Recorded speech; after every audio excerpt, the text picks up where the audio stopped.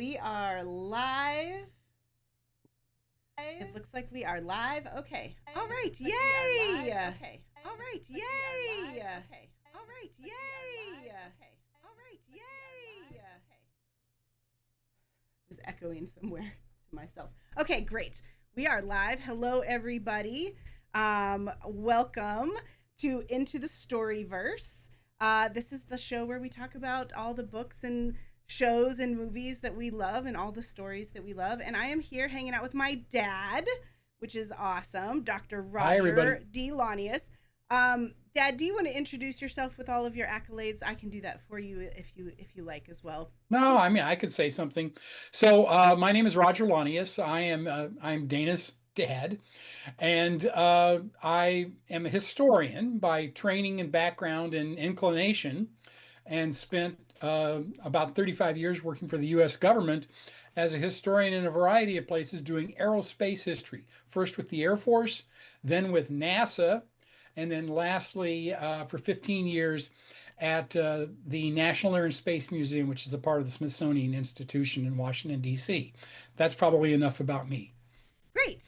And before my dad was all of those things, he was a big movie buff. And so we grew up watching a lot of movies together as a family. I feel like holiday movies were always a big thing for us. So so hopefully we're going to have a good conversation. And we are going to just be talking about, celebrating the magic of holiday movies and all of the great things that they bring back to us year after year.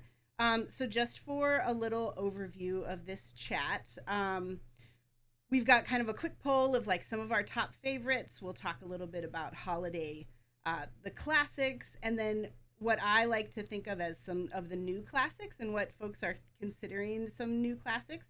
And we've got a little fun quiz along the way. We'll talk about some underrated picks and maybe have some stories along the way. So, I am looking forward to getting into it. So, okay. So Dad, do you have some top 5, like, or top 10 or some top holiday Sure. movies? Of course, I've got some I like. There's some I watch every year. And there's some that I watch periodically, even though I haven't seen them necessarily this particular year. Some of the older ones. Miracle on 34th Street is a classic, 1947, terrific movie. And there was a remake made in the 90s, not quite as good, not a bad movie, but it really does sort of capture this sort of sense of Christmas and the excitement associated with it and the goodness that's a part of this, these are all about feeling good. All of these movies are designed to, they might be comedies, they might be romances, they might be serious in certain ways, but all of them in the end make you feel good about who you are and what you're doing and how we as humans are engaged in things that are greater than ourselves. And Miracle on 34th Street's a great movie.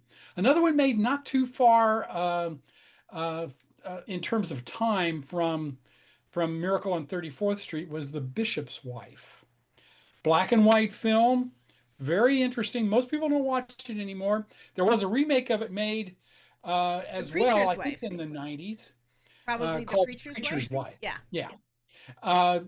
And it's a Christmas story. Cary Grant is an angel, and he is sent to help David Niven, who is a member of the church and leading a church, and who's sort of got waylaid with what is really important. And so Cary Grant is there to try to help him on his way back to where he should be. Really terrific movie, nice black and white film. If you like black and white movies, this is one you should see. A couple of others that I like, and in no particular order, that are fun, and we'll talk more about this, I hope. Love Actually, which most people today would consider one of the greatest of the Christmas movies. It's got a lot of problems, but it's also a really sort of fun movie in a lot of ways as well. One that I like also got some problems from the 1950s. One called White Christmas, and it's a musical A lot of the music doesn't necessarily relate to Christmas, but of course, and they sing it twice. Bing Crosby sings White Christmas twice, one at the beginning of the film and one at the end of the film. And it's a fun sort of film as well. And then I could name any number of Christmas Carol movies based on the Charles Dickens story, one starring George C. Scott, who most famously won an Academy Award, which he refused to accept for his role in Patton, where he played the blood and guts general. But a version of the Christmas Carol movie that I've always liked was Scrooged, again made in the 90s with Bill Murray sort of playing a crazy and weird sort of Scrooge, who sort of led his way back with cameos by all kinds of people that are really funny, including Mary Lou Retton, the gymnast, who plays Tiny Tim in a live broadcast of A Christmas Carol. Anyway, so those are some, and I could go on and on beyond that, but that's probably enough to start with. Well, that's great. I'm glad that you mentioned. Well, I think one that we could probably add to your list though is It's a Wonderful Life. Did you mention that? I did not mention that, but I certainly can add that one. That's one I love to watch every year, and it just reminds you of how good most people are. Yeah. Again, made right around the end of World War II, but Jimmy Stewart, Donna Reed, and a whole cast of great other characters associated with that terrific film. It's great. And that story has been like played out in a lot of other TV shows and things like that, just that idea of seeing your life, what would it look like if you weren't there, and Yeah. having that be part of the like the thrust of that story arc. It's such a, yeah, that just shows how timeless it is. I'm glad you mentioned those older classics. I don't think I've actually watched Miracle on 34th Street ever, so I should see that. And it's been a really long time since I love A Christmas Carol. I love that story. I generally like to watch any rendition of that. I like to read it. I've read it the last few years, each, season. And so, yeah, but I don't think I've seen the George C. Scott one in a long time. I do feel like I watched it as a child. Probably watched it as a kid. Yeah. Well, can I add one more to my list? Yeah. To talk about A Christmas Story from 1983. Oh yeah, that's a classic. And it's, I mean, you'll shoot your eye out. So he wanted a Red Ryder BB gun for Christmas. Good. I've got some good ones to share with you then too, and also chat. I see we've got folks in chat. My good friends, Sherbert Mango and Tavir and Tavern, Sherbs and Tav. If you all have a favorite, share some of your favorites with us. So the ones that I try to watch like without fail. My list is pretty long, so I won't go through that full list. But there's a couple that I really like that are maybe not. I feel like as a family, we typically have like, Elf or Christmas Vacation, which we call the Griswolds Family Christmas. Usually we have Home Alone or Jingle All the Way. Those are like ones that we kind of have on, like maybe in the background, or if people come over or things like that. Some of the ones that I really enjoy are, I like to watch Last Holiday every year. This is with Queen Latifah, where she learns that she has a terminal illness. And she's at a point in her life where she's just not really feeling fulfilled. Like, she's been doing everything she was supposed to do, and now she gets this diagnosis, and she decides to just cash in all of her, like, bonds, all of her savings, and go on this extravagant trip to and meet eat the food of a chef that she really admires. And so it's got a great cast. Gerard Depardieu plays this chef, and then we've got Timothy Hutton and Giancarlo Esposito as these kind of like big power players at this resort that she goes to. Anyway, it's a lot of fun. It's really sweet. LL Cool J is in it.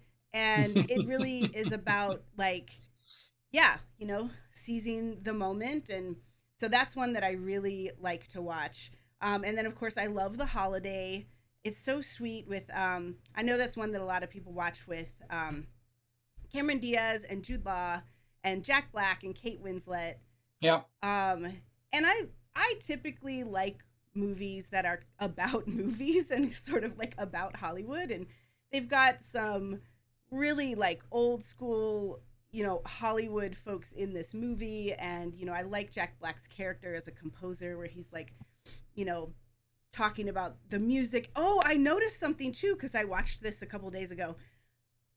There's a scene where he's talking to like okay, spoilers if you've never seen The Holiday, but character comes back into his life, and she's like, Miles, I apologize. And he's sitting there on the couch, and he's doing the finger keys for the piano, like the composition that he had made for Kate Winslet's character as it plays as you're watching the scene. I've never noticed it. I watch this movie every year, and it was just so subtle and sweet. I just thought it was so sweet. Anyway, we'll come back to that one. So I really like that one. And then one that that is like a newer favorite for me.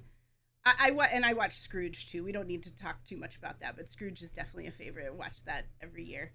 One that I watch, which I think I shared with you a couple years ago, Dad, is Pottersville, which Yes. it's really fun. It's maybe not one that folks like would.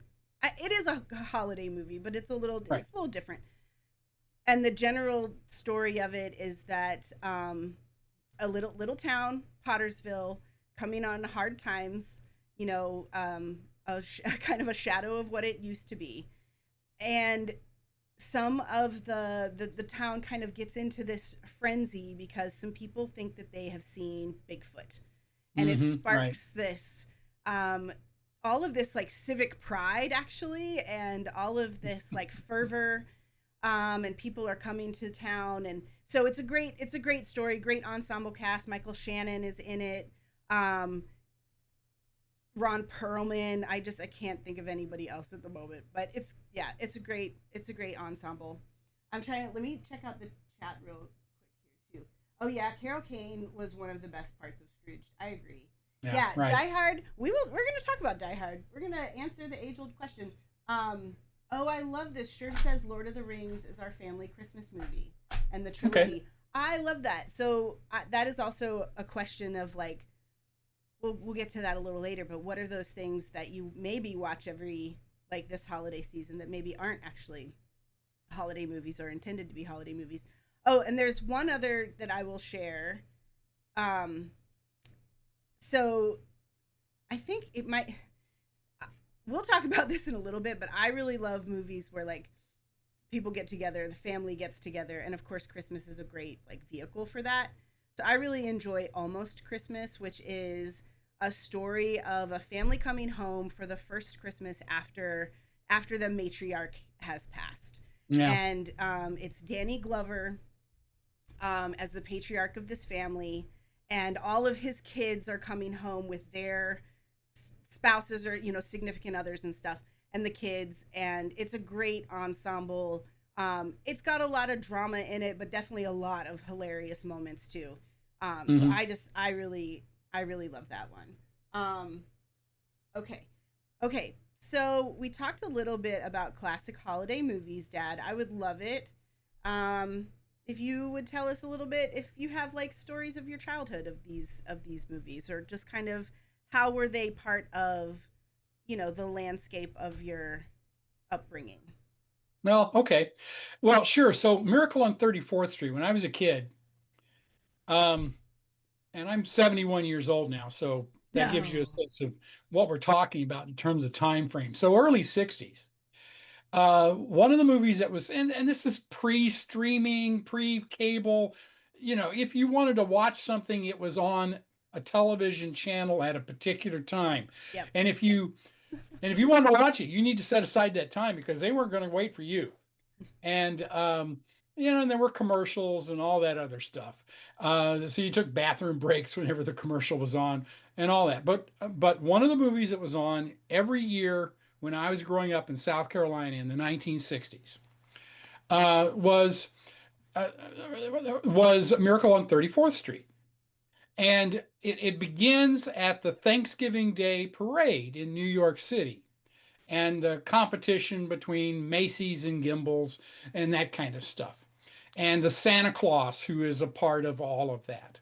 And it was always Oh. shown in the early, when I was a kid, I always remember seeing this on Thanksgiving Day, which it does compete with the football games and stuff like this, but maybe it was on in the evenings after the games were over.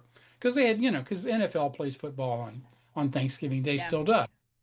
So so we usually watched that, and we did it in with my family, and usually we had an extended family that lived in the area, and so we would all sort of gather at these kinds of times, and Thanksgiving was one of those times. And at some point during the day, we would watch this movie, and the people went in and out and talked through it, and did all that kind of stuff. But nonetheless, and I think some of the kids actually played the roles and mimicked the words, but I was always sort of a fun thing, and that was when I was sort of 10, 11, 12 years old, So and it was kind of cool.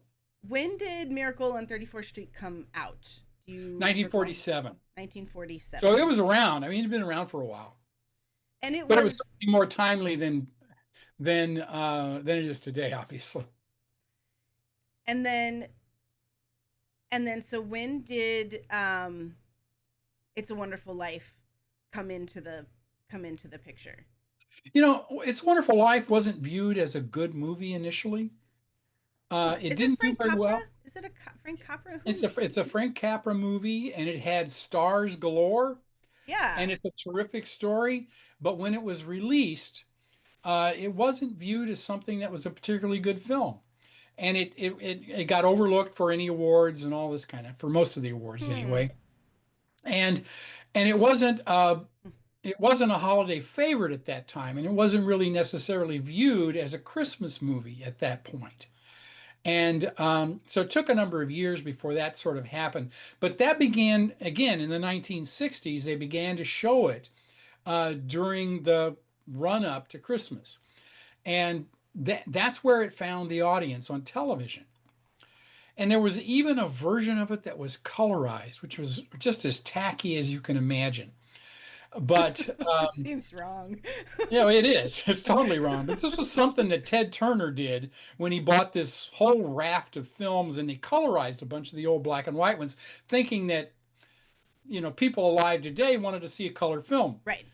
And so they just Sure. It demolished makes sense. Sounds logic, but yeah. It sounds logical, but the result of this was it was sort of washed out and not very attractive. So the black and white version is still better and superior, but it's that point when it started to be watched pretty regularly, and then it was sort of accepted and embraced as this holiday movie, and it tells this wonderful story. And everybody's life is like this. You don't know if you weren't in the mix. I mean, that's what it is all about. At one point he realizes, or he says, I'd be better off I never lived. Mm-hmm. So an angel comes and tells him, here's what would have happened, and shows him. And showed him this, that his brother would have died when he fell through the ice on a lake because he wasn't there to pull him out. And, a variety of things like this. And Mr. Potter, going back to your Pottersville story, it's a direct connection, who is sort of the overlord of real estate property in the town, would have taken over the whole town and turned it into sort of this backwater. Turned it into Pottersville. Yeah, basically. And if Jimmy Stewart hadn't been there to stop him. So all of that makes it a film that sort of brings you to ask the question about yourself. How would things be different if you weren't in the mix? Yeah. And the reality is everybody does make a difference. Yeah. And that's the message of the film. I can see it touches your heart, Dad, just talking about it. I can does. feel it. Yep. Well, okay. I get a little choked up sometimes. Get a little touched. Tell us when the last time everybody watched It's a Wonderful Life, because now that we're talking about it, I want to go watch it, and it's really been years, and I do recall it is definitely one of those ones that came on TV, just like Wizard of Oz. Like it was Right. on, and it came on, and it was like a thing, and Yeah. you only Everybody got, gathers to watch it. yeah, because you only get to watch it, maybe that one time a year. So yeah. Okay, cool. Okay, so I think then any more on kind of like nostalgic stuff from your childhood or young adulthood? Well, I think those are the ones that stand out for me. Um, the the Bishop's Wife was also one that was aired when I was a kid growing up regularly in the Christmas season, and it tells a good story. There's no doubt about that, and the update's a good one as well. So you could watch either one of them and get the message. But that's the first time seeing that movie was the first time I remember seeing sort of animated special effects. Oh, Because there's a scene where Cary Grant, who's the angel, is supposed to organize the files in the office. And so he just sort of waves his arms, and you see these files start flying around and going into folders and stuff like that, which when I was a kid, I thought that's really cool. I hadn't seen anything like that. yeah. You saw a lot of that later on in sort of Disney movies and stuff like that, but it wasn't common in those earlier films. When did A Bishop's Wife come out? I want to say late 40s. I could be Okay. wrong on that. Okay. And the remake is A Preacher's Wife. We also star-studded. Denzel Washington Right, plays the angel. Whitney Houston is the preacher's wife. right, Yeah, Courtney P. Vance is the preacher. right. Jennifer Lewis, I think, is Whitney Houston's mom in this. And Hmm. I also think that is Loretta Devine also in this movie? It doesn't matter. It's a full, yeah, it's like Yeah. a great ensemble. Um, okay, yeah, and then so I remember, so growing up for us, I feel like we definitely watched It's a Wonderful Life, like as a Hmm. family. And I think we watched Scrooged. I think that's where my like appreciation for Scrooged came from, is watching it as a family. And then I think the other one that was always like a classic for us was the Griswold's Family Christmas. I think we Yeah, right. watched a lot of. I think we watched the vacation movies, um, and then definitely watched Christmas Vacation, and that still is, yeah, that's still just a classic for me. Yeah. Um, I I feel like I don't have any like, yeah, I'm trying to think of like memories as a kid, but I just don't think I have any other, like we just watched, we watched movies a lot. Also, let me just like, I just, for anybody like listening, for all for folks listening to this, we I feel like my parents were so into movies. We just loved movies as a family. We had this massive collection of VHSs that we had Right. taped off cable. And this was back when you could like do record them in a really bad quality so that you can get like 3 or 4 movies on one tape. Right. We Right. had so many movies. But it was, yeah, it was great, Right. we really, that's kind of, we got video on demand a lot of times when we wanted it. Yeah. Um, Well, with that particular thing. By the way, can I add one thing about the 60s? oh yeah, These are not movies per se, but they were done during that era. And I remember watching, again, another thing we watched every year when I was a kid after they came out, A Charlie Brown's Christmas, which was a half-hour television show. yeah. Oh, and Rudolph. Oh, yeah, Rudolph the Red-Nosed Reindeer. Um, and then How the Grinch Stole Christmas, not the one with Jim Carrey, No, the the one with 20 minute. Boris Karloff, the Yep. animated version, a half hour. You're a mean one, Mr. Grinch. Anyway, Yeah. um, and those were things we also watched every year, although they weren't movies per se. They were half-hour television shows. Right, and those came on only, yeah, once a year usually. I think there was like a Frosty the Snowman one, I Right. think. Well, so let me With ask. Burl Ives, a name that most listeners will not be aware of. Burl Ives playing Frosty. Okay. Okay. I haven't seen those in years, and I Yeah. think those are sometimes when you go and revisit those things now, there's such like a span of generations between them that you watch it and it's like, "Oh, you know, I'll have to check it out." I'm rewatching some kids, like what I think are like family and kids movies from the 80s. They're like scary, like to me, I'm kind Omar. of like, oh my gosh. So I feel similarly about things from like, the 50s and 60s, but it would be fun to rewatch some of those. And one that I want to ask you this, because I don't think we watched this as a family, because I did not grow up with this, and I didn't know about it until I was in high school when I had friends who were like, "Oh, you haven't seen Emmett Otter's Jug Band Christmas?" And I was like, I have no idea what you're We've talking not about. watched that. And it's like a musical, and there's a song about a hole in a washtub. So Yeah. I guess Okay. I think that was, and I think it was like puppet animated. Anyway, Hmm. it's one I didn't grow up with, but I have watched it at some point, but I don't watch it regularly. But one that I do want to add to my list that I forgot about, one that I do watch every year pretty much without fail, is Trading Places. I think it Yeah. is one of the like all-time great comedies. Um, I think it's incredibly smart. I have more thoughts about it, but um, chat, if you have any other, let's think about the new classics, the movies from like I in my mind I'm thinking like the last 35 years because I'm feeling like the 90s and because Home Alone is definitely like a classic at this point Hmm. for folks. I think Jingle All the Way is one of those ones that people grew up with and they watch it all the time. Um, it has a question.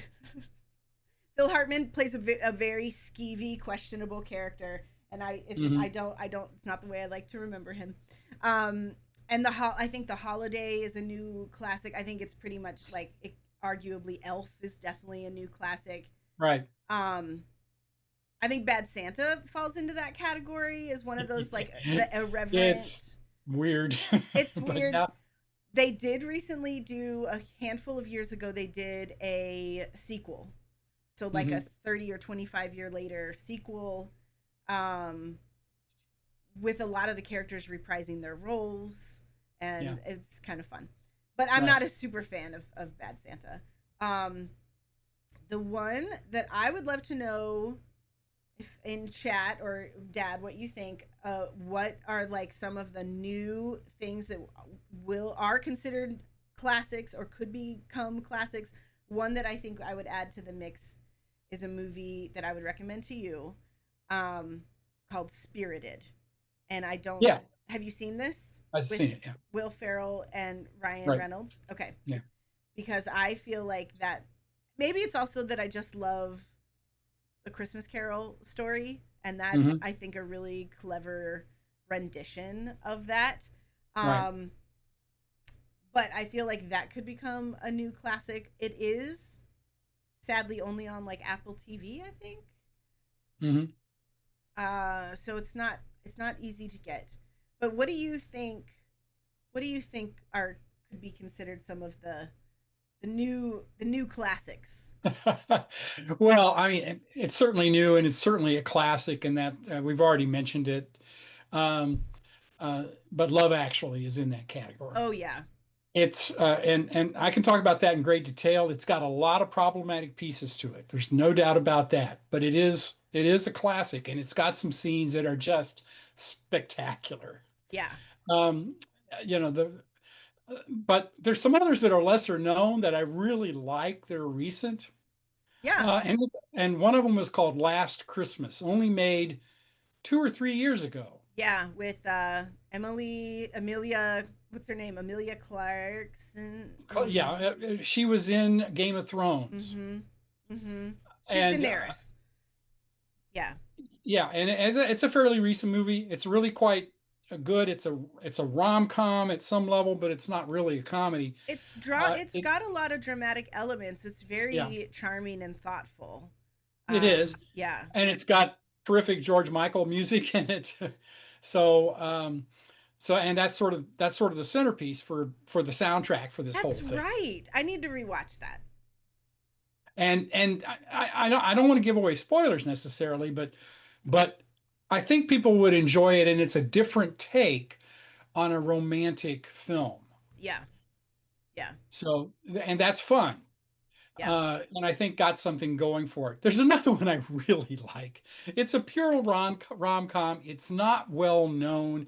It's it's not an A-list movie, but it's a little better than a B movie. And it's called Christmas in the Clouds. And Oh. it was made early 2000s. And the premise is that there's a Native American tribe that own a ski resort Oh yeah, someplace you in were the telling me Rockies, about this. Yeah. someplace in the Rockies, and they have a ski resort. And there's a Native American woman who lives sort of someplace in the East who took up a pen pal relationship with somebody who's at this uh, at this Native American resort. And so she decides for Christmas she's going to go visit. Yeah. And the whole thing sort of unfolds from that. And there's mistaken identity and all sorts of things that you would anticipate. And of course, it's got a very nice happy ending. But there's a couple of things about it that are great. One is the Native American cast is terrific. Uh, and some of the parts are sort of small parts for very well known Native American actors. Graham Greene, Hmm. who was in the central Native American character in Dances with Wolves, um, is the chef at this That's at this fun. at this resort. And he's a vegetarian, and he doesn't like making meat for people. So his standard ploy is to go around to all the people that are having dinner and telling them what the specials are, and sort of trying to talk them out of ordering meat. And but they always have buffalo steaks. And so he goes to this table and he says, well, let me tell you a little bit about this buffalo that you would be ordering tonight. His name was Clyde, or whatever the name was, and he had small parts in several Western movies before he finally retired and went to a petting zoo. It And reminds me of that episode of Portlandia. The first, I think it's yeah, the pilot. I think it's the first episode of Portlandia where they're like, "I'll tell you a little bit about here's the profile of the chicken that you're eating." yeah, Um, right, anyway, yeah, Christmas in the exactly. Clouds.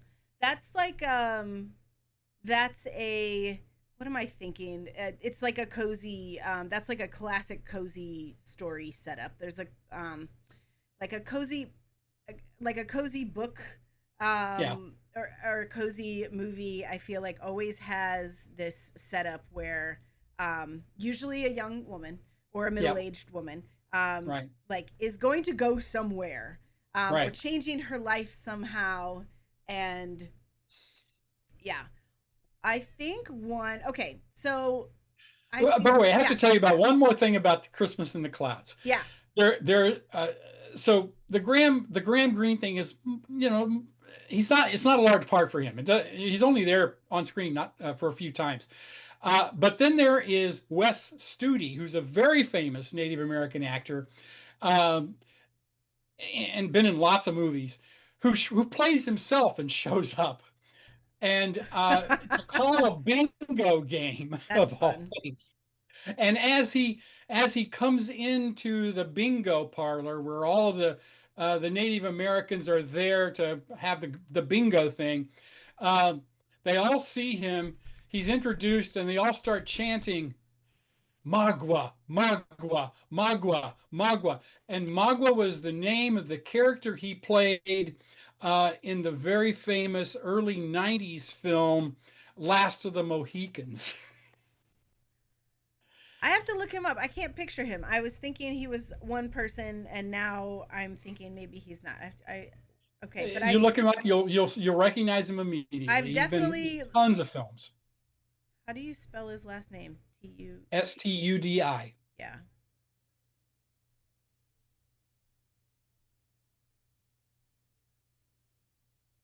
Okay, yes. So I think, okay, yeah. Anyway. All right. Yeah, Anyway, that guy so looks Christmas in familiar. the Clouds. Christmas in the I mean, Clouds. that's enough on that. But it's a cute movie. It's a fun movie. It's a little out of the ordinary. It's got a nice plot. You know it's going to end well, but it's got some fun associated with it. That's a little bit out of the ordinary. Yeah. Well, let's talk a little bit about some more underrated picks. And the one thing that I like, and I think it's hard, I think it's hard to make an original story at this point. There's just a lot of the same kinds of story.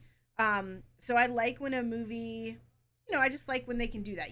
That's what I think is interesting about Last Holiday. I think that's an interesting story where she's gonna go and like just have this great holiday by herself. Um, um, Last Christmas is another one that I Mm-hmm. think is like a unique, like you said, like a unique take on a romance. Um, so there's a couple that I would add to this list that I think are kind of new. So maybe like some hidden gems that are newer and folks don't really know about them. I had already mentioned Pottersville, which I just love it, and the cast is great. Anyway, one Mm-hmm. that I think is really fun is Candy Cane Lane with Eddie Murphy and Mm-hmm. Tracy Ellis Ross. And the general idea of that story is that they they sell it, or like they participate in Candy Cane Lane. It's like this big competition, this big like decorating competition every year. Yeah. And Eddie Murphy really wants to win, and so he basically like makes a deal, or like gets these things that he thinks are really going to like help him win, and it sort of turns out that they're cursed. So it's kind of like a fun, it's not a horror, but it's got like those sort of like mischievous kind of elements. um I already mentioned Almost Christmas. Another one along those lines where the family all gets together is This Christmas. Mm-hmm. And that came out, I think, in like 2007. But that's Loretta Devine and Delroy Lindo. Mm-hmm. And so, and Idris Elba's in that movie. Um, I think Chris Tucker is in that movie. It's got a really big cast, but it's another one where like the family's coming home for the holiday. It's got, I think, Regina King. Family's coming home for the holiday. And just mayhem and issues and all of that, ensue. Um, I think another one that I like, that I want to watch again, that I think maybe came out last year, is called Dear Santa with Jack Black.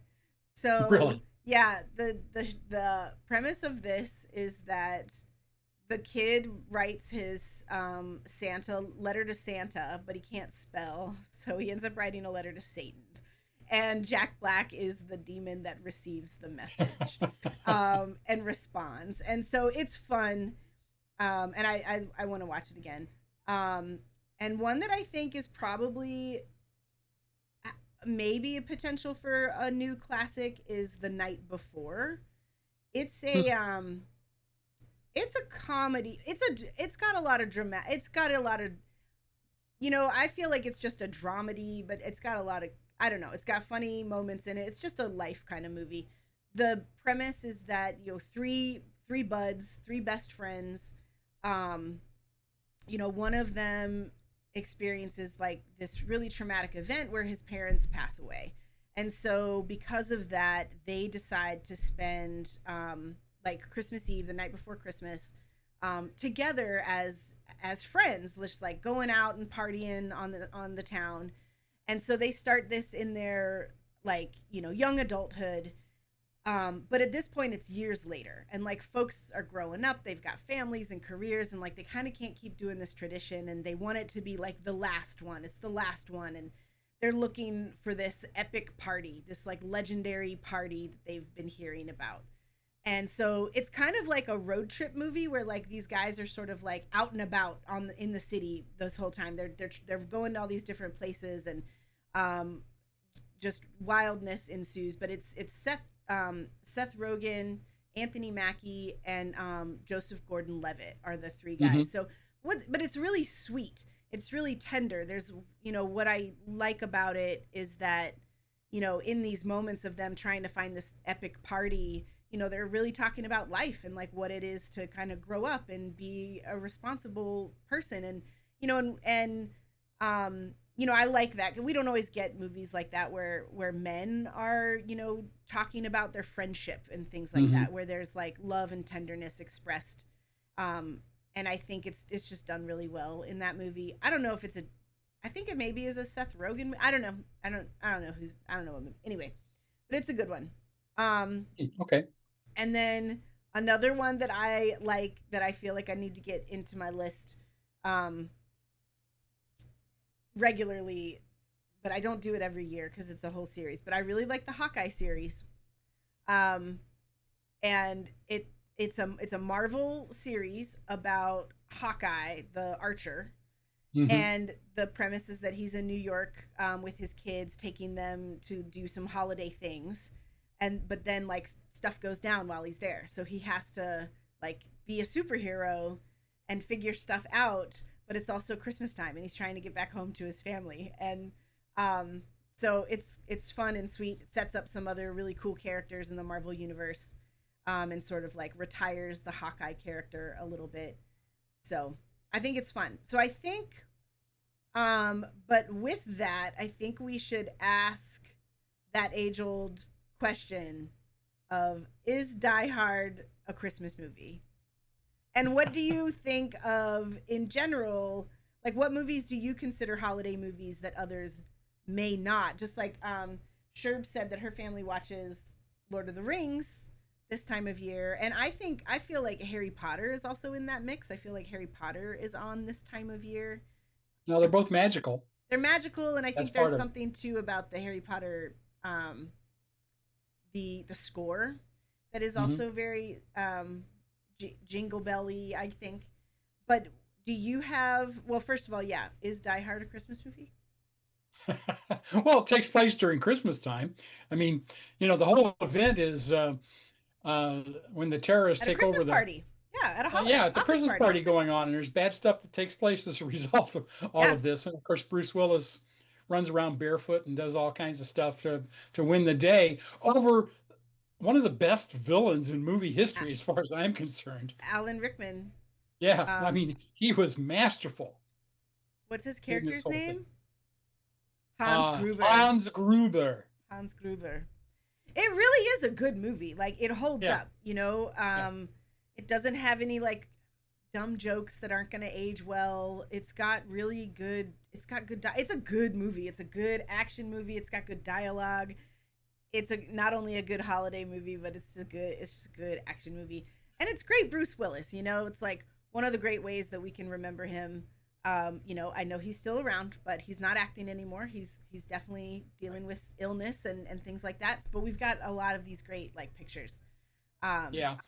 Well, yeah, I mean, so those of you weren't around when this sort of all went down, he became a star in the early 1980s on a television series called Moonlighting, which was a great television series. There's no doubt about it. And he was funny and he was witty and he was charming and he played so well off of, I'll think of the actresses, Sybil Shepherd, on this, where they had this detective agency in Los Angeles. the Blue And Moon. the Blue Moon Detective Agency. That's right, with a great theme song, and then he burst. I mean, literally bursts onto the movie screen with Die Hard in the late '80s. He'd already been doing this for several years, and now he becomes a movie star. Yeah, And he made that transition beautifully. And Die Hard was like the perfect vehicle for him to do this. It had action, it had fun, it was sexy a little bit, uh, and and a terrific cast all the way around. Obviously, Alan Rickman was terrific, but I think it's Bonnie Bedelia plays his wife, yep, estranged yep. wife in this, and the guy who was the cop. Look, Um, I love this guy. My yeah, headcanon is that it's Carl Winslow. So like the actor who I forget the actor's name, but the actor who plays the cop also plays a cop in the TV show Family Matters, and his right, character in Family Matters is Carl Winslow. And anyway, that's just my headcanon. I know that that's not his name in Die Hard, but I just right, like the idea that it's that character and it's Carl Winslow. And I think right, after all that happened, he went home to Harriet and his family and told him about the crazy day that he had. right. Anyway, Right. I mean, it's great, and he's talking to the people who are in charge, and he says, "I don't know who this guy is, but he's definitely a badge." You know, yeah. he, and of course, he was a New York cop that's stuck in this Los Angeles Nakatomi Plaza, um, which has got a reprise in Brooklyn Nine-Nine as the world's greatest movie for the guy Oh, who's at the precinct there, and the New York cop Andy Samberg. yeah. That's worth a rewatch. Brooklyn Nine-Nine is a good show. That's Yeah. worth a rewatch. I feel like now I need to watch Die Hard. I also think, a lot of times people watch Gremlins this time of year. That's another Yeah. one that I don't really watch it, and I haven't seen it in years. So I feel like I need, I probably need to just revisit some of these. Um, okay, so I have a question for you.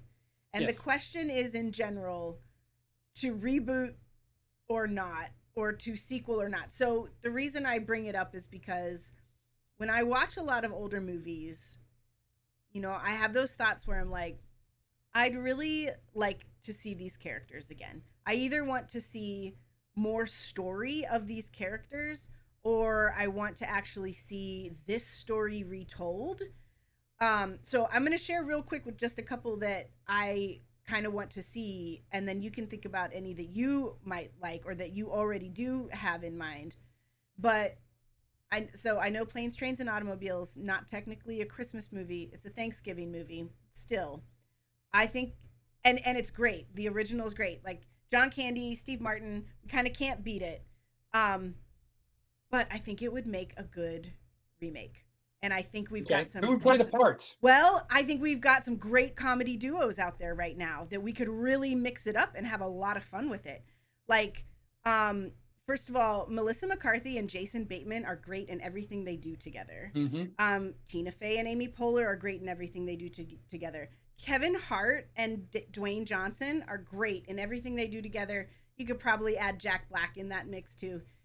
Paul Rudd and someone I just like there could be a lot of great pairings, and I think with some certain acting abilities either one could play either role. Um so i i just think that could be a lot of fun, and I think it could also be maybe a fun vehicle for some newer comedic actors, but I think what would really sell it is to have well-known comedic duos that work well together. That is kind of like the only way I think we could really remake a movie like that. Hmm. And then the other one that I would like to see, not a remake but a prequel, and you can tell me if you know anything about this. So watching Trading Places the other day, there's a scene when Mortimer and Randolph Duke decide that they're going to basically Yeah. ruin what's his name's Ruin life Dan Aykroyd just because they can. just because they can. Yeah. Randolph says to Mortimer, he says, of course we can do it, we've done it before. And I've Oh, okay. never noticed that, but I sat there and I was like, I want that story. What is that story? Like, that would be fun to tell. And I think you could cast Mortimer and Randolph Duke again as some well-known actors that we know who work well together. It could be like Leonardo DiCaprio and Brad Pitt or something like that, as some like younger, like middle-aged Mortimer and Randolph Dukes. You know, Robert Downey Jr. might be good in that mix, but he's also going to be busy with Marvel for like the rest of his life.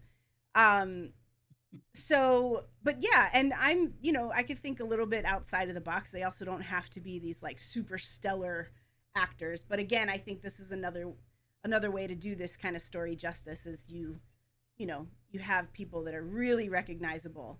But I think that would be a fun story. It would be a period piece. We would Yep. be like so I just think there's a lot of fun elements we could have, and I definitely think Eddie Murphy should like make some kind of an appearance perhaps, but I don't know if Eddie Murphy just makes appearances. So yeah, those are the two that I'm like, I think this could be done, and it could be done well, and it wouldn't be awful, and it would be a lot of fun, and it could be a nod and a homage like to the original, Yeah. Um, Right. so those are the two that I'm like I'm holding out for. I mean, I'm Okay. not holding Well, out, but I'm let, hoping. let me play off of that just slightly. I'd like to see a remake of it. Now time has passed. It's now 2025.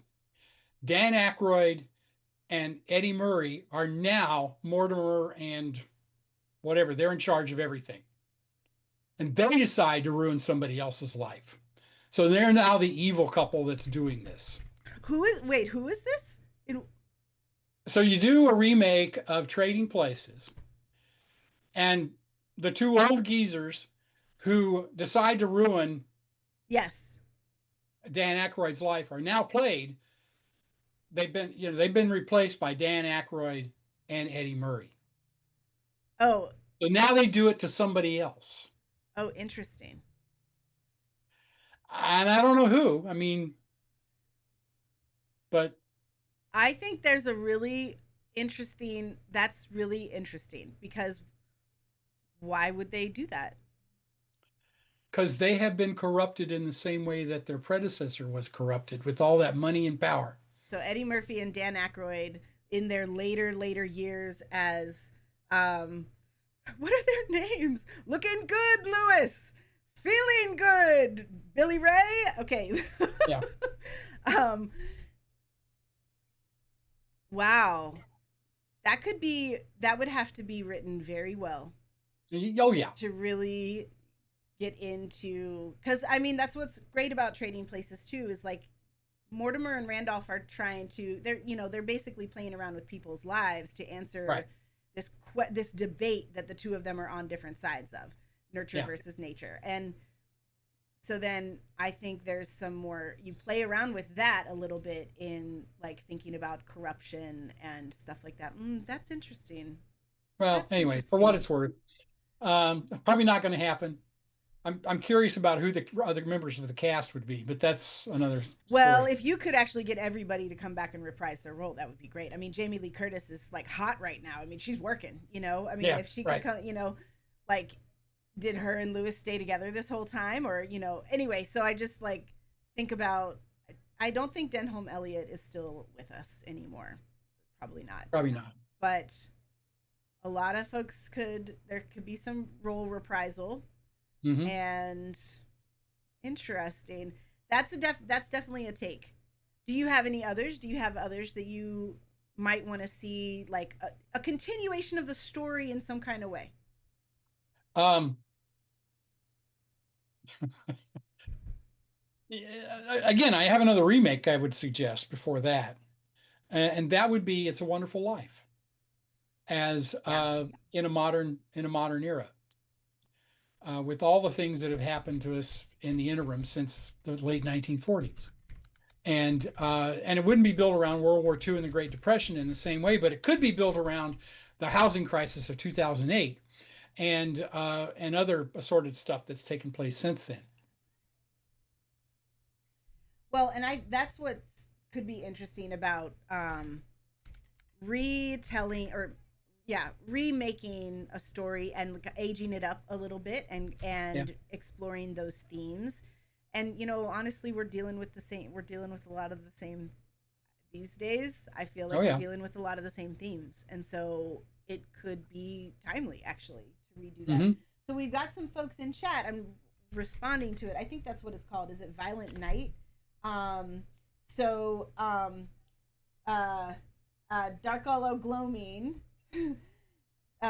recommends, I think, is it, hold on.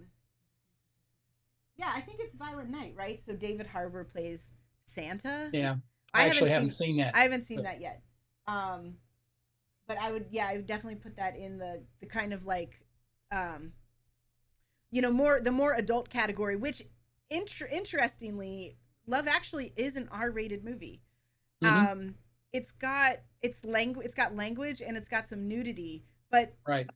in general, but the themes are really all like love and tenderness and everything. But Hmm. like I had it on the other day and I was like, oh right, boobs. I forgot that. I just kind of Yes, there forgot. are.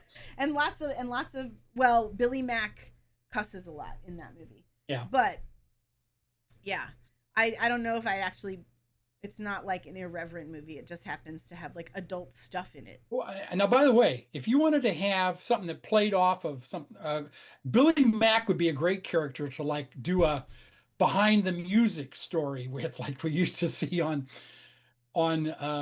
You You could could do a do a whole you you could could do do a whole feature film you could do a about his Spinal life, Tap a style biopic. you Yeah, could do a Spinal Tap style mockumentary.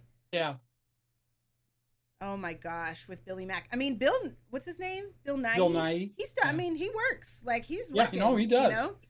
Um yeah. Okay. Any others to reboot or not? Also chat in the, if there's any in the comments, or chat any that you would like to see, let us know. Um and then I think I'm just going to share a little bit about this. I talked a little bit about it, but like I said, I love the get together movies. I love the stories where like all the friends are getting together for the reunion, or all the Hmm. families getting together for the holiday, or all the whatever it is. And so Christmas is great for that. And so The Family Stone is another one that I Right. think is really good for that. That's really Thanksgiving, isn't it? Or am No, I I wrong? think they're going home for Christmas. That's a Okay. good question though. Um, Home for the Holidays is Thanksgiving. I'm sorry. That's the one I was thinking of. And I think that might make a good remake. I think Yeah. that could be a fun remake. I don't think we need to like follow the family anymore, although that is a stellar cast actually when you think about it in reflection. So like who's in that movie? Holly Hunter, Robert Right. Downey Jr. Right. Um I forget Leo Fish. I forget the actor's name who plays Leo Fish. It's like on the tip of my tongue. But isn't that Ed? It's not Ed Asner. Who plays the dad? Um, Oh, it's Coach. no, no, you're thinking Bud T. family. Nelson. You're Oh, I'm thinking. sorry. I'm Sorry, thinking of you're I'm right. thinking of Family Stone there. Let's talk about Family Stone. I don't need to talk about Home for the Holidays, although I do think it would make a good remake. Yeah, Family Stone is good. It's the first movie that I actually,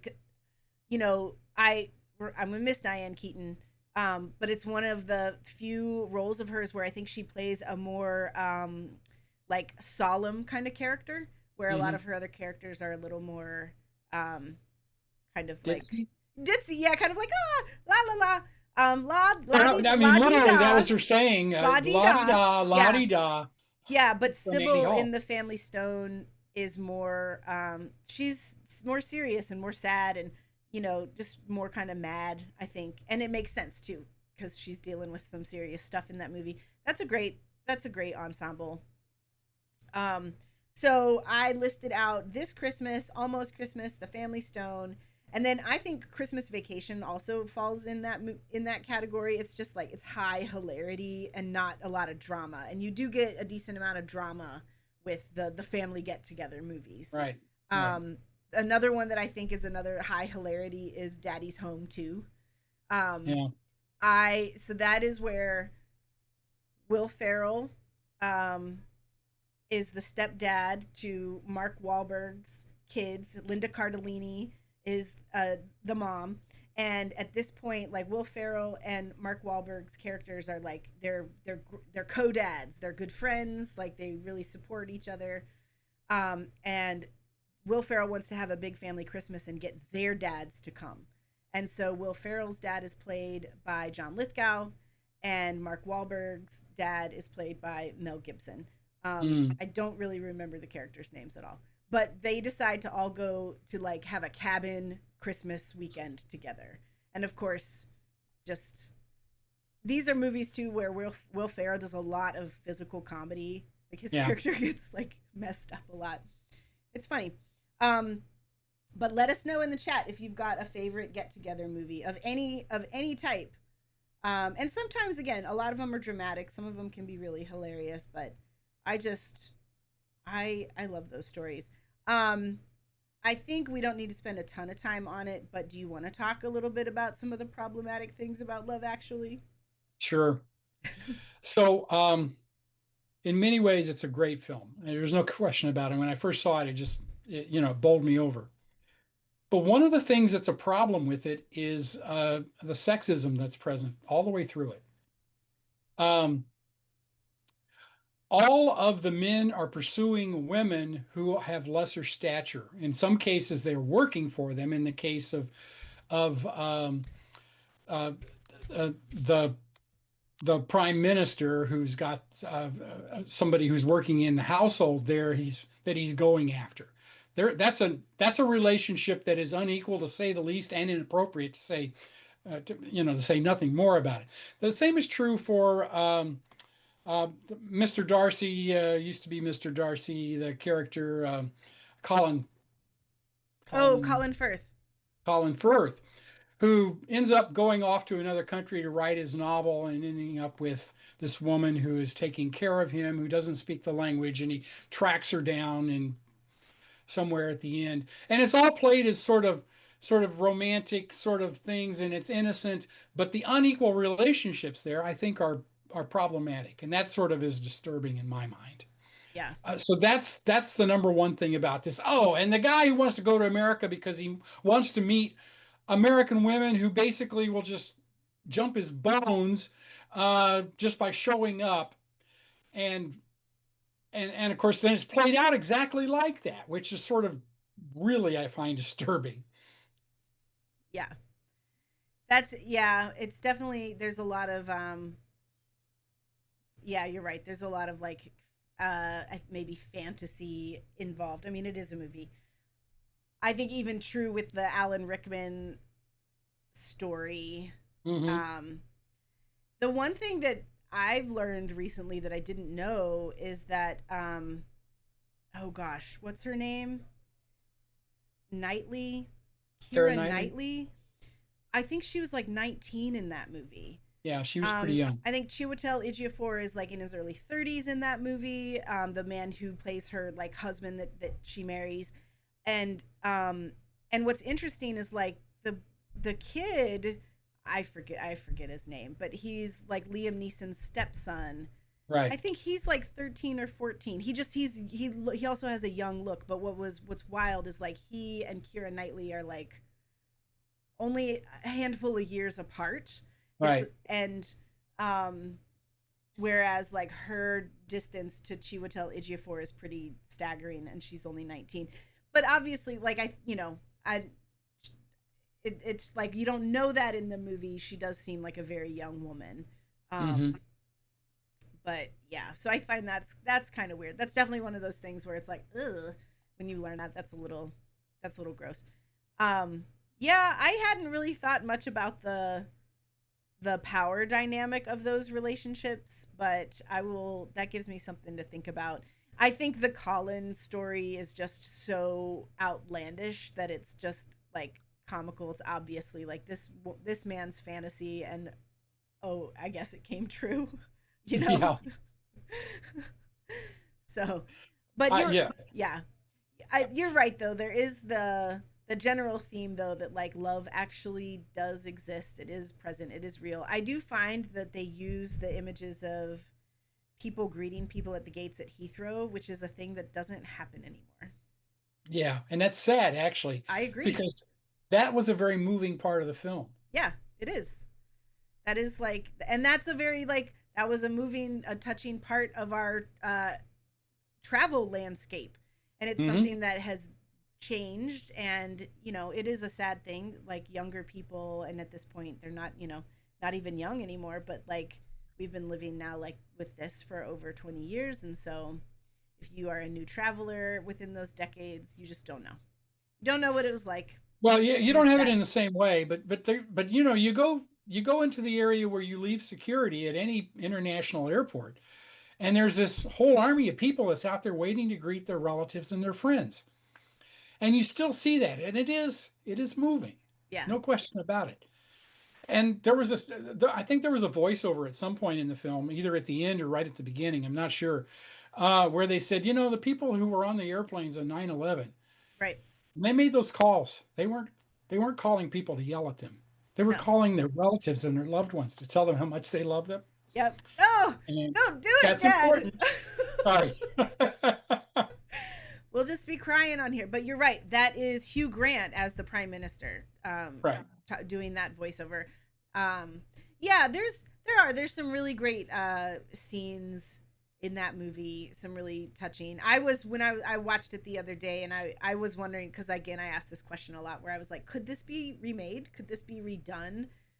And I decided no, it can't, because it's also one of those things that's like lightning in a bottle with all these different stories and all these different actors. Right. And so, but you're right, maybe we do need a Billy Mack Spinal Tap. Well, I think he was a style remarkable documentary. character.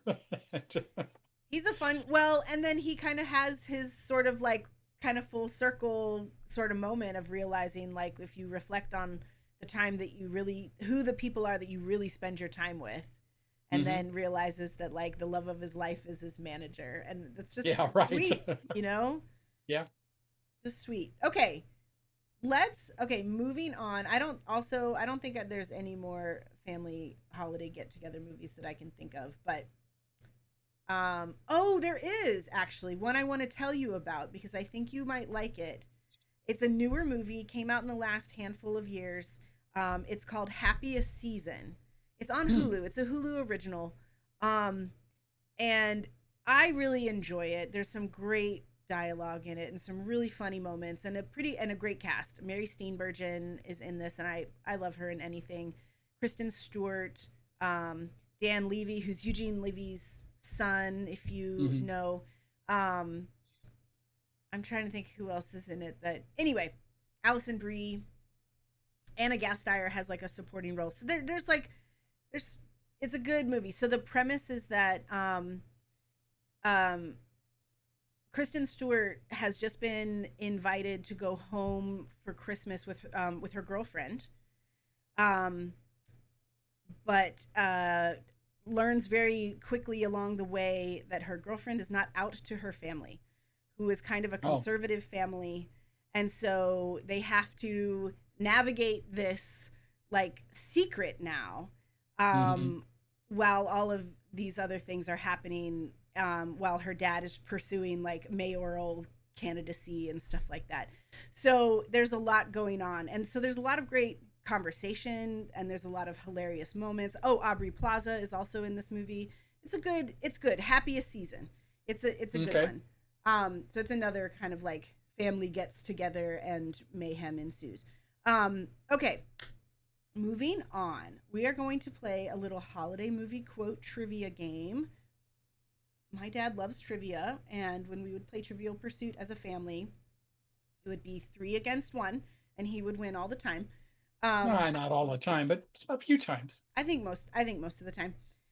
So we'll see. Hopefully you will know these. Yeah, we'll see. They're all movies that I think you're familiar with. Okay, so first one.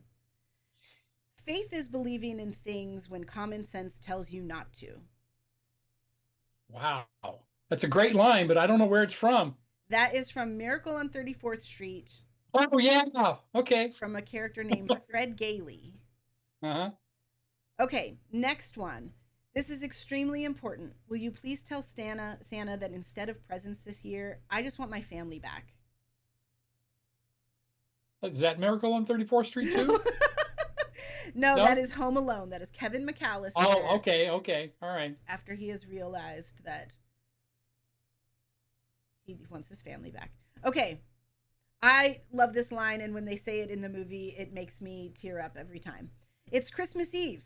It's the one night of the year we all act a little nicer, we smile a little easier, we cheer a little more. It's really quite a miracle. What's that one from? That's Scrooge. That's Frank Cross. Okay. As he realized he's had his epiphany. And he comes back to the studio, and he basically just starts talking. After Carol Kane beat the crap out of him. Oh my gosh. Yeah. She really would have killed him. Yeah, Anyway, flew across the room and cold clocked him. I realized that Christmas is the time to be with the people you love. Hmm. We just talked about him. Okay. Which one? That's Billy Mack from Okay. Love All right. Actually. Oh yeah. All right. I'm Okay, not doing very well on these. that's all right. Hopefully, you'll get this one.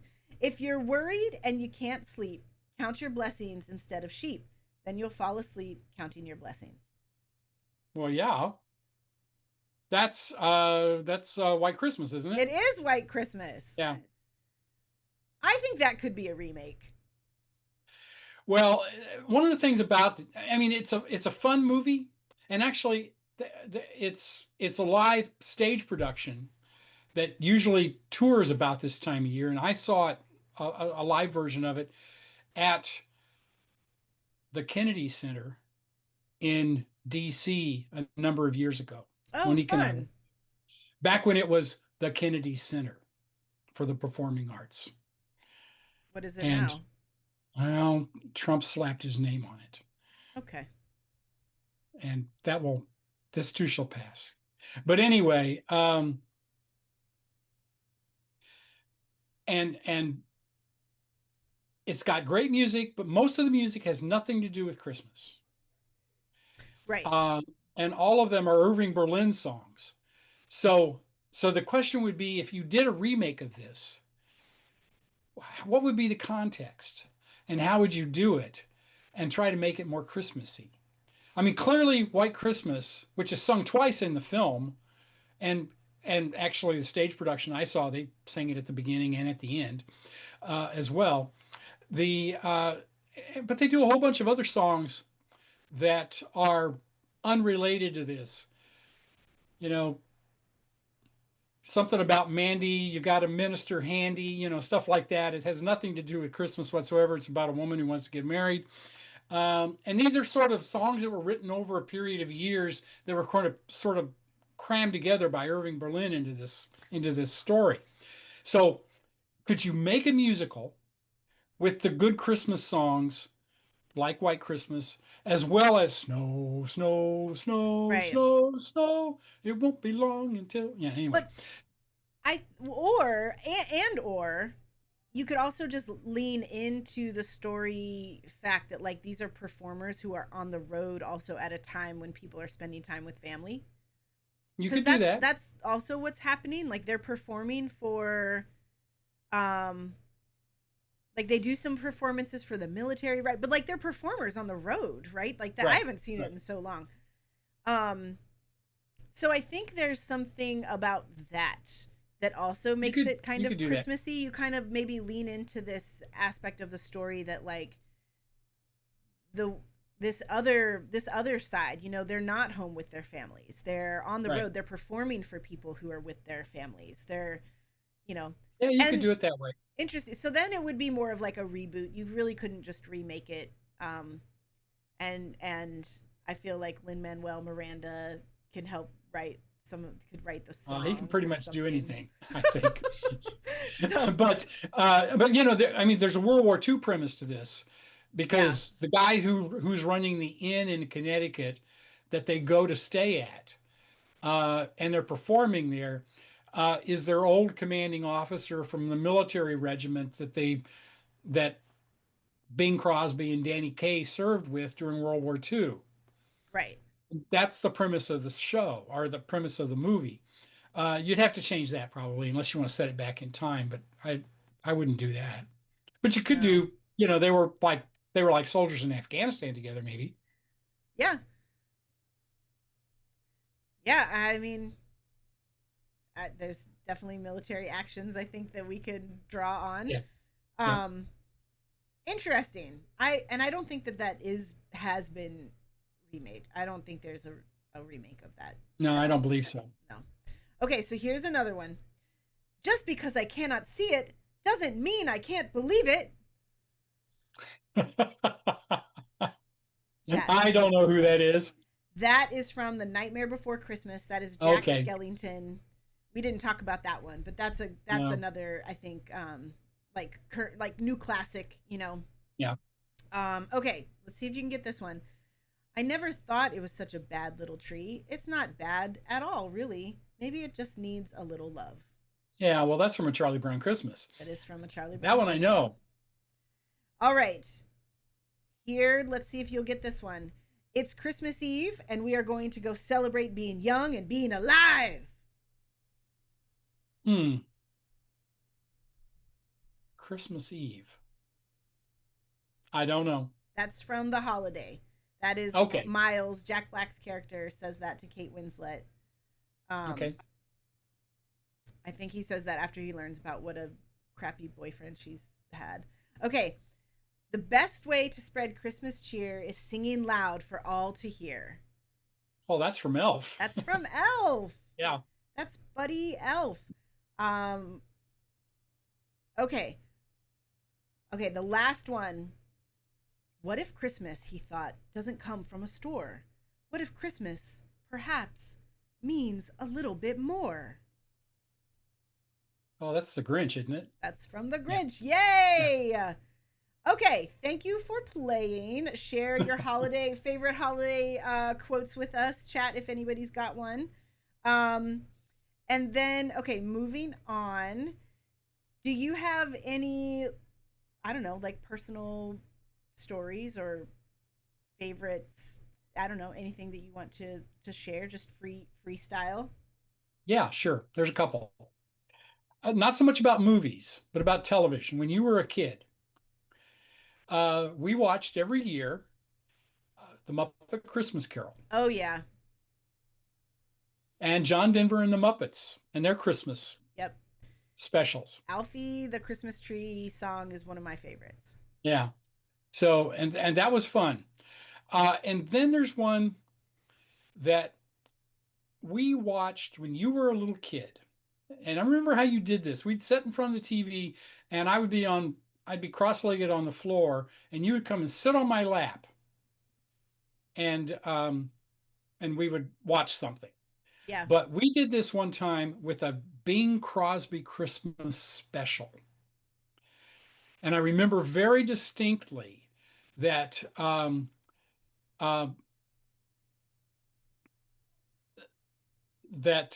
and I'll think of the name, Ziggy Stardust.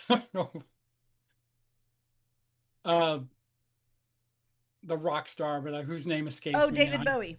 David Bowie has a small part in this, and the whole Oh, premise is he's going to Bing Crosby's or going to somebody's house to play the piano that's there, and Bing Crosby is there, and so they do a duet where Bing Crosby sings "The Little Drummer Boy," and um, and David Bowie sings a song called "Peace on Earth." mm-hmm. And it's a beautiful duet. And I remember Yep. us watching it, and we were sitting on the floor, just like I mentioned. You know, I was cross-legged, you were sitting in my lap. And years later, I wrote an Amazon review of that particular song on the Amazon website, and I told the story of how we'd watched this and how you enjoyed it and all this kind of stuff, and it was something we hadn't seen before. And I got a call then after that, a few years later, from a journalist who's doing a story on it. And he said, I want to use this story of you telling about you and your daughter sitting there watching this. And he says, do you know the rest of the story? And I said, I don't. So he told it to me.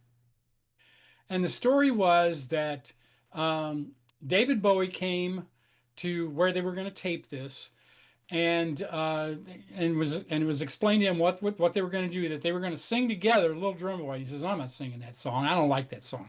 I think it's silly. And the guy who sort of led the band for this special was sent to another room, and in a space of a couple hours he wrote that part that Bowie sang about peace on earth, and meshed them together, and then they recorded it. And I thought, God, that was such a great thing. I had no idea that took place. Yeah. But I do remember the event very well, about you and I sitting there watching this. Sarah was probably there too, but I don't remember her in the same way you, because you were sitting on my lap. Mm-hmm. Yeah. And it was it was very sort of moving. Yeah. Well, and that's a great song too. I can't actually imagine it if they would have like harmonized Little Drummer Boy together. It would Yeah, not have been as good as this like kind of mashup that they did. right, Um that's interesting also how just creative things come about, just right. because somebody wants to do something differently or doesn't want to do, something, and then you have to improvise, and in that improvisation is can be real magic. Yeah. Um oh, that's great. That is a sweet story, Dad. That's sweet. Yeah, Anyway, I have fond memories too of the Muppets, John Denver, hmm and some of those songs are very touching. Okay, well, what else? Do you have others? in terms of personal experiences, Yeah, any just yeah, or like, sharing why the favorite movies are favorites. so we've talked a lot about some of the classics, and there's no question that It's a Wonderful Life is one that has resonance throughout many generations. I mean, that movie is almost 80 years old, and so but it's still one that lots of people are familiar with and know well, and I think has meaning for them. Yeah. Um, Lo, these many years after the fact, the you know some of them that are sort of raunchy and not uh, quite as sentimental, but are fun, like Bad Santa you mentioned. I mean, Billy Bob Thornton was brilliant in that thing, and it was fun, but not one you want to play for 5 year olds. No. No. The but and of course there's a whole number of these things that are produced on a regular basis every year. A bunch of them on the Hallmark Channel. Most of them are forgettable, and I think they have like five plots, and he just recirculate them with with different characters and Yeah. slightly different dialogue and maybe different time frames and locations. But that's about the extent of it. Yeah. Has something to do with some royal somewhere, some prince or a princess Possibly. probably. Yeah. Well, and the ones that you remember are the ones that have sort of uniqueness to them. There was one where I think it was Christmas in the Carolinas or something like that, where this woman takes her daughter, or maybe it's her son, or maybe it's a son and a daughter, back home for Christmas, and to the place where she grew up, and this kid uh, meets a guy who looks for all the world like Santa Claus, and but he's not Santa Claus. He lives, on some uh, bayou someplace, and but dispenses the same kind of wisdom you would expect from Santa. Of course. And he was played by Ed Asner in one of his last roles. Oh, okay. And you sort of think, well, that raised it sort of a cut above. and Okay. Okay. I Well, can't and I can't remember the real title of the film. I think it's Christmas in the Carolinas or something like that. so I have one to tell you about actually that's kind of so it's satirical, but Hmm. it's that style. It's sort of that cozy style. And so it's called Christmas with the Campbells. Yeah. Um I think it's R rated. It definitely has some language in it. It's hilarious. Hmm. Um but the premise is that um young woman getting ready to go home for Christmas with her boyfriend, because they go home to his family's house for Christmas every year. And as she's getting ready to like start making the plans, he breaks up with her, Yeah. and she decides to go anyway. The family invites her anyway, Hmm. so she goes, and of course, and then she meets like uh the neighbor, who is like a homey lumberjack type, and he's played by Justin Long. And the parents are played by the late great George Wendt, and I forget her name, but she used to be in when Bob Newhart had that TV show with the Inn, where he had the Inn. She Okay. was the She may. younger. She was like the younger woman who was a little bit like uptight, and I think she was married to Peter Scolari's character, maybe. Oh, yeah. I know who you're Anyway, talking about, but I can't think of her name. so they play Um, the parents, but it okay. is really funny if you're in the mood for like a cozy style, but that is completely like satirical and pokes a lot of fun at those movies. It's not a spoof; it is a Hmm. satire, um, but it's a lot of fun. Oh, and there's one other I actually wanted to tell you about that I just remembered because I watched it just yesterday, and I think it's brand new. Like I think it just came out, and I would put it in the get together category, Hmm. where the family all comes home. It's called Oh What Fun, and Okay. it's with Michelle Pfeiffer and Dennis Leary. They're a couple empty nesters who are waiting for their kids to come home for Christmas. Um, I don't know the actor's name, but she plays Jen Erso in Rogue One, Star Wars story. Okay. She plays Yeah. their eldest, and her husband is played by Jason Schwartzman. Mm. And then the other two younger sibling characters I don't recognize. I mean, I don't know those actors. They're kind of familiar in the face, but anyway, but the premise of this is that, and I like it. I think a lot of moms out there would really appreciate it. It's definitely a mom's story. She kind of starts off narrating it too by saying like, how come all of the great holiday movies are about the dads? Like, why are we not telling stories about the moms who are actually like making the holiday happen?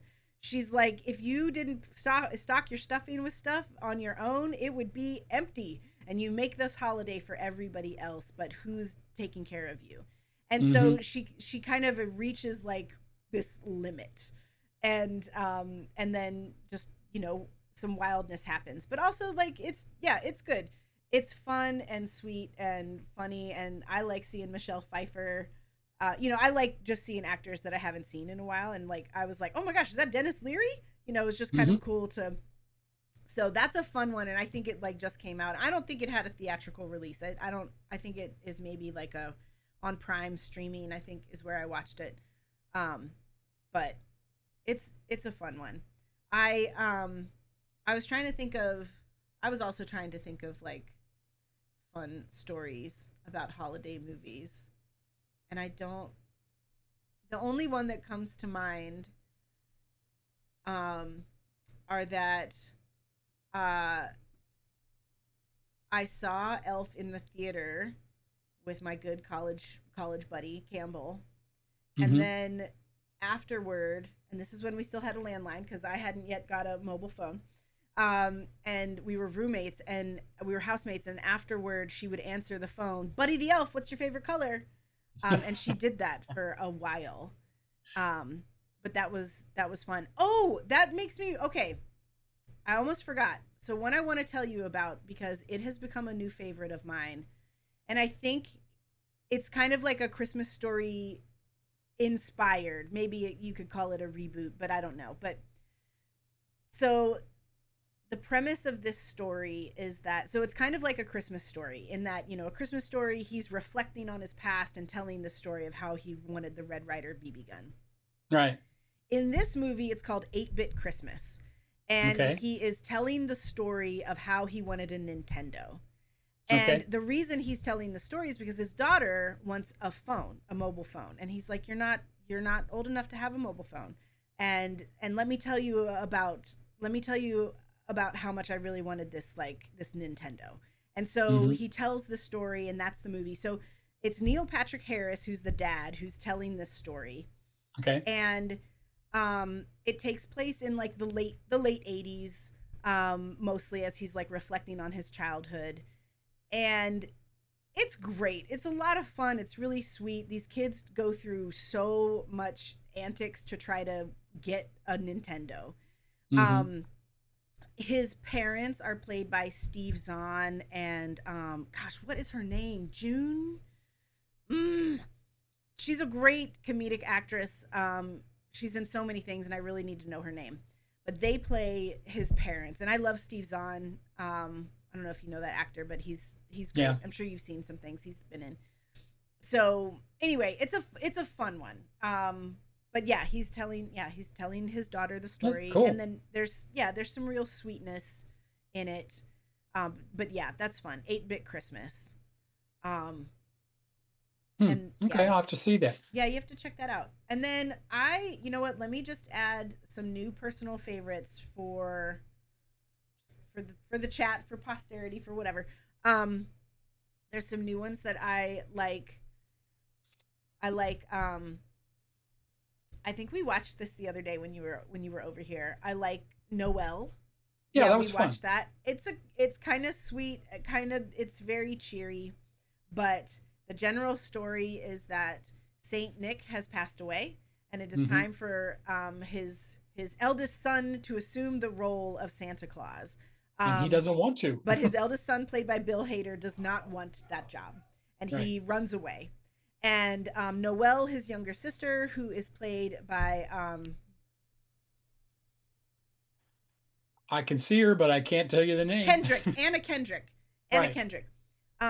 She goes off to find him, along with one of the elves, Polly the elf, I think, who's played by Shirley MacLaine. Hmm. Like all of a sudden, um, and so it's just fun. She goes on this journey to find her brother, Who's and in Phoenix of all places. who's become a yoga instructor in Phoenix.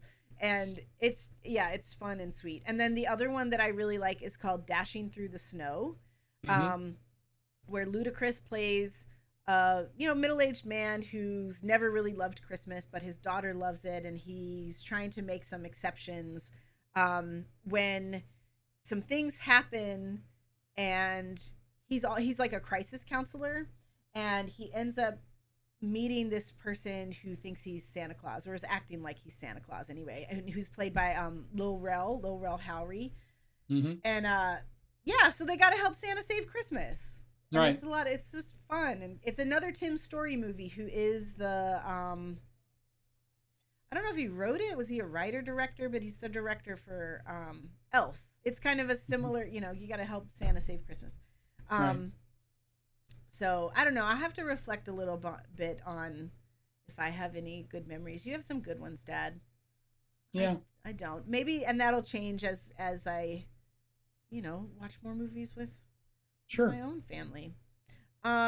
If anybody's got stories in the chat, good like memories, good, yeah, any like specialness that you want to share that. Okay.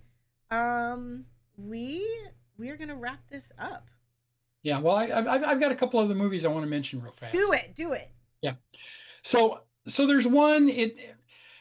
I wasn't sure initially that this was really a Christmas movie, although Christmas is a big piece of it, and it's got an environmental message, which is nice. Uh, and it's called Holiday in the Wild, Oh, and it stars Rob Lowe and one of the women who was in Sex and the City, the okay. brunette. And the premise is that her husband, they're just about to have a second honeymoon in Africa, where they're going to go on safari or something like this. And then he breaks up with her. He's leaving her, and so she decides to go anyway. Mhm. And she meets the bush pilot who's supposed to take her there, and it turns out that that's Rob Lowe. And the reality is, Rob Lowe is working with a group of people who are trying to save elephants. And so they find they find a baby elephant whose mother was killed. They have to rescue this elephant, and you know, and take care of him. And she goes with them to do this and becomes sort of a team member of this whole thing. And then there's this romance between her and Rob Lowe, but the elephant and the discussion of killing elephants for their tusks, which is one of the abominations of the world, if ever there was one. And there's a message there that's really significant. Okay. So it was an enjoyable movie, and and she's not a kid. I mean, she's a grown woman with a son who's in college. So he plays a part in this as well. Oh, okay. Uh, and, and anyway, it's sort of a fun movie, and the environmental aspects of this, the ecological part of this, I think is pretty powerful. And the stunning landscapes of Kenya are unbelievable. Yeah, And I know you spent time there. I know. I would love to, I want to go back. Yeah, Um, well, you should. family trip. Be a family trip. Yeah. Cool. One Okay. other. Holiday in the Wild. Okay. Yeah, there's one other that I would mention just briefly, and it's a fairly new one. It's called Love Hard. Hmm. And and it has to do with a dating app, and some guy who's in Lake Placid, New York, and some woman who's in Los Angeles, and they start talking to each other over the phone through this, they meet through this dating app, start talking over the phone. They have this huge debate about whether or not Die Hard is a Christmas movie. And oh, by the way, I will add this. I read somewhere at some point Bruce Willis says it's not a Christmas movie. It's a Bruce Willis movie. And Hey. and that's true. So, um, but she decides on a whim to go see him for Christmas, and it turns out that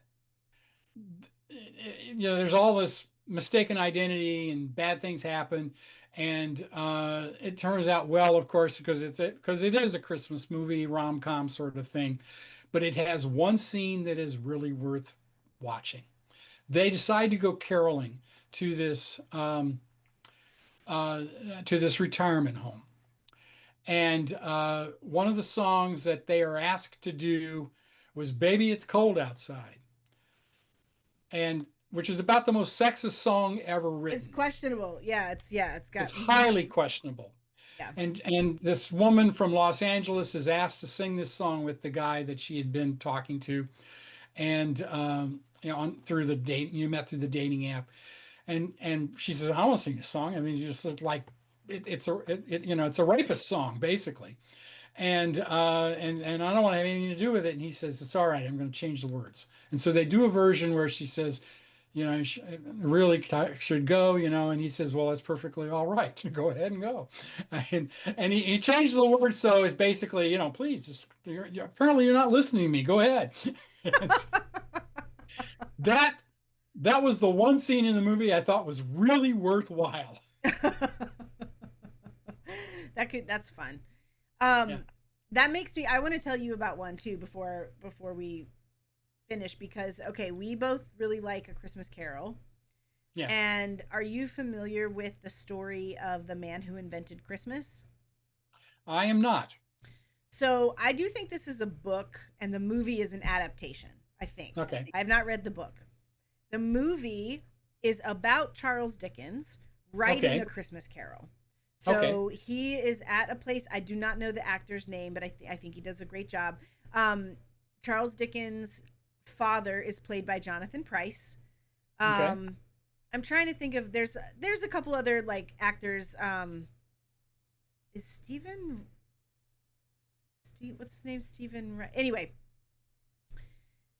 it takes place at a time in Charles Dickens' life when he needs to like write another hit. Like he's kind of, there's like they're doing well, but they're getting to the point where things are going to be tough if he doesn't have another hit, and nothing's really coming to him. It's a lot of duds, and different inspiration is coming to him, and it begins to formulate in this story of this miserly person who has a magical experience.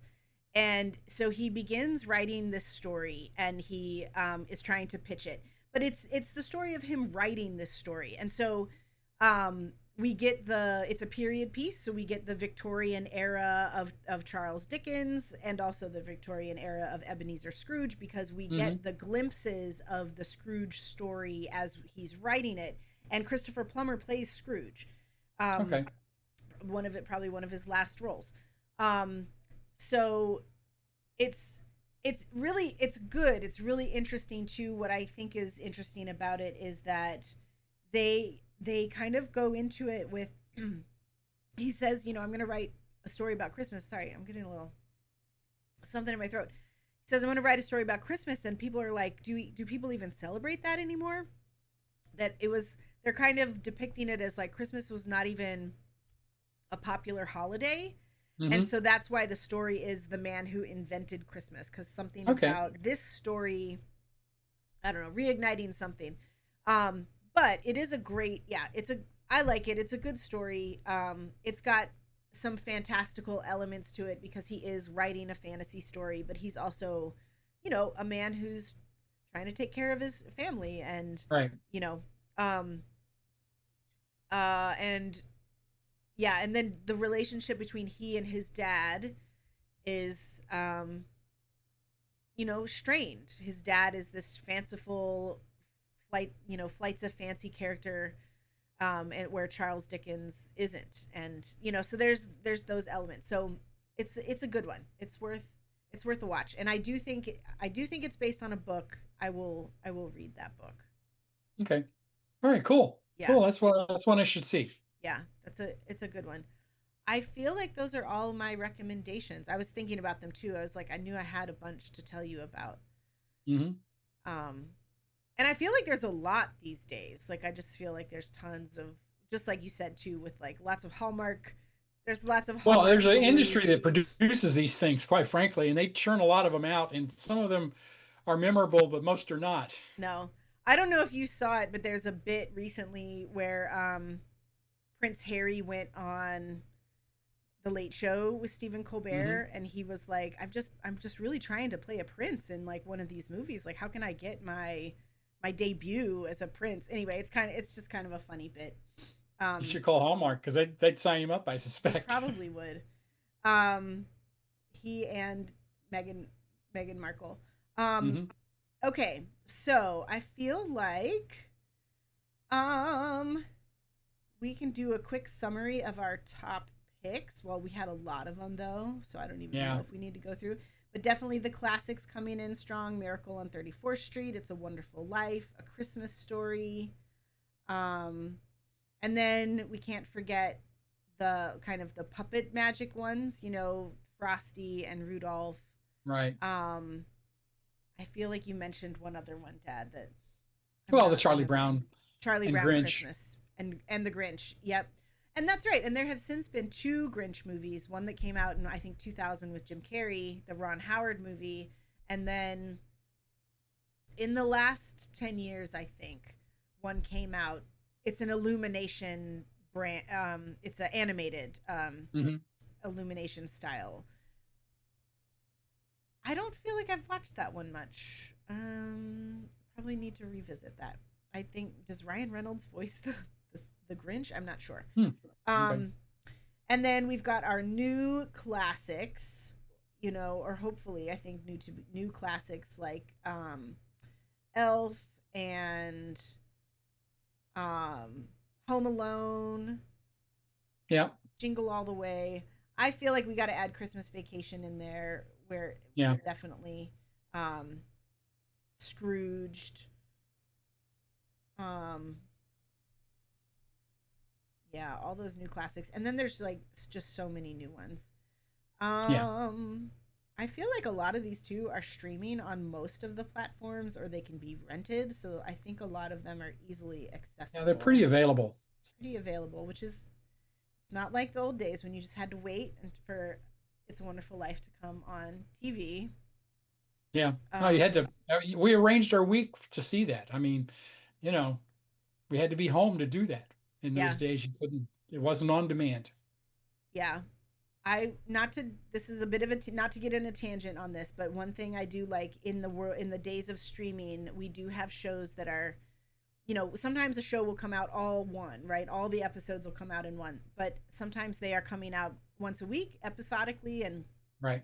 I really like that. I really like the Having to wait for anticipating it. the next one. I like Yeah. being able to talk about it, having the water cooler chat in between. It's like it's nice. Okay, let's do a little wrap up. Dad, do you have any like final thoughts or takeaways or shares or anything you want to leave? Yeah. So, if there were 5 movies I'd recommend everybody see, uh, every holiday season, I would put on that list It's a Wonderful Life, White Christmas, Elf, um, Love Actually, in spite of the problematic parts of it, and maybe something like Last Christmas or one of the others that's more recent, Holiday, those sort of things. And I would if you've not seen those, I would definitely say those are high priorities to watch. Yeah. Those are good for your heart expansion. Those are good to like Yeah, get the good feelings going, and like you said, like these movies are designed to, remind us of the good in all of us, that we can find it during the season, that maybe we might find it all year round, but that we get the glimpses of it in this holiday time. hmm And yeah, you're right. You're right. There's some movies that really are working on kind of like giving the love and the joy, and there's some movies that are just giving us the hilarity, and there's all the mix in between. That's a good list. Okay, I'll have to yeah. watch some of those. And revisit some. Okay. It's been a while. Do you have any, outside of holiday movies or out and movies in general? Do you have anything you want to shout out or share with people? Do you want to tell folks about what you're getting into these days? Well, sure. I mean, I've got a fellowship at the Smithsonian for this next few months, and so I'll be spending most of my time there in Washington D.C. And I'm working on a book project, which I think will be fun. Um, Not making as much headway as I would like, but that's the nature of this process. Um, Charles Dickens. I mean, you talked about him and his issues associated with coming up with a winner, and he did with a Christmas Carol. But he wrote a bunch of other stuff that wasn't in the same category at all. And any writers like that, and so am I. Although I don't want to compare myself to Charles Dickens, whose name will be remembered and has been remembered for centuries, and rightly so. Well, what is the project that you're working on? Can you share? Yeah, so I'm a historian, so I approach everything historically, and it is about the what I refer to as the religion of space flight. Our belief that we can do good things beyond ourselves by getting off this planet and going to other places. And people like Elon Musk and Jeff Bezos and a variety of other folks are very much sort of in the middle of this sort of thing.